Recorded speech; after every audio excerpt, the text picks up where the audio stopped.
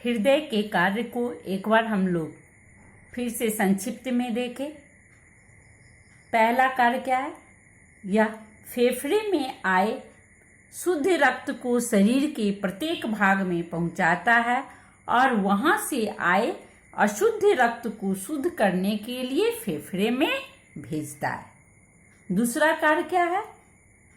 रक्त को पंपिंग के समय यह कंट्रोल करता है और उसकी गति को नियमित रूप से बनाए रखता है और हृदय के विभिन्न भागों में तालमेल को भी बनाए रखना इसका कार्य होता है।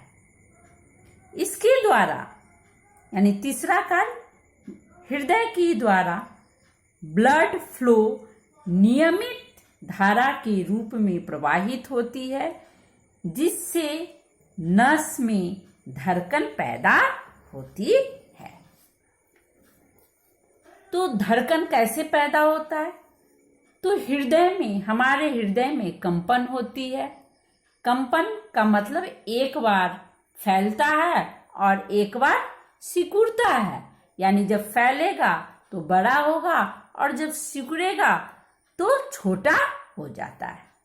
तो इसे एक माने फैलने और सिकुड़ने को ही धड़कन कहते हैं। फैलने और सिकुड़ने को धड़कन कहा जाता है। तो हमारा हृदय यानी एक वयस्क मनुष्य का हृदय 1 मिनट में 72 बार धड़कता है, जबकि छोटे बच्चे यानी शिशु बच्चे जो नवजात बच्चे होते हैं उसमें 70 से 160 प्रति मिनट धड़कन पाई जाती है। लेकिन जैसे जैसे मनुष्य का उम्र बढ़ता है वैसे वैसे हार्ट बीट भी कम होने लगती है, यानी बूढ़े लोगों में 30 से 40 बार 1 मिनट में हृदय जो है वह धड़कता है। तो जब एक वयस्क मनुष्य में जब 72 बार हृदय हमारा धड़कता है तो हृदय के द्वारा 5 लीटर रक्त को हृदय जो है वह पंप करता है। हृदय शरीर से अलग होने के बाद भी तब तक धड़कते रहता है जब तक कि उसे पर्याप्त मात्रा में ऑक्सीजन मिलती है, क्योंकि इसका खुद का इलेक्ट्रिक इम्पल्स होता है, जिसके कारण यह कुछ समय तक हृदय जो है वह शरीर से अलग होने के बाद भी यह धड़कते रहता है। अब हम लोग नस यानी नाड़ी जानते हैं। अब नाड़ी जो है वह इसकी धड़कन को हम लोग कैसे देखेंगे, यानी पल्स को हम लोग कैसे चेक करेंगे?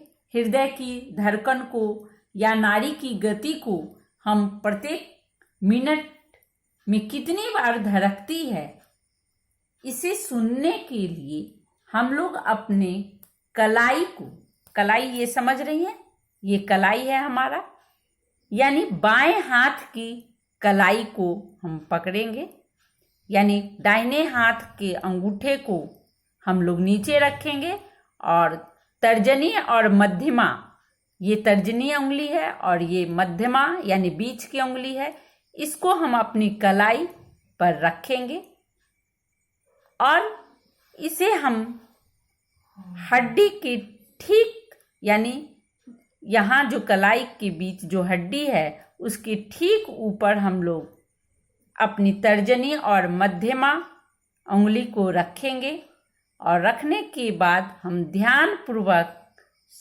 सुनेंगे तो हमें नाड़ी की गति प्रति मिनट कितनी है यह सुनने को मिलेगी।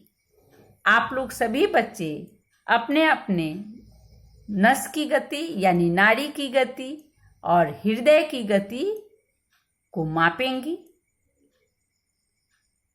आज का यह टॉपिक मैं यहीं समाप्त करती हूँ। बचे हुए टॉपिक को मैं अगले दिन पढ़ाऊंगी और इससे यानी हृदय से संबंधित जितने भी प्रश्न हैं उसे मैं अगले क्लास में लिखकर आप लोग को दे दूंगी। धन्यवाद।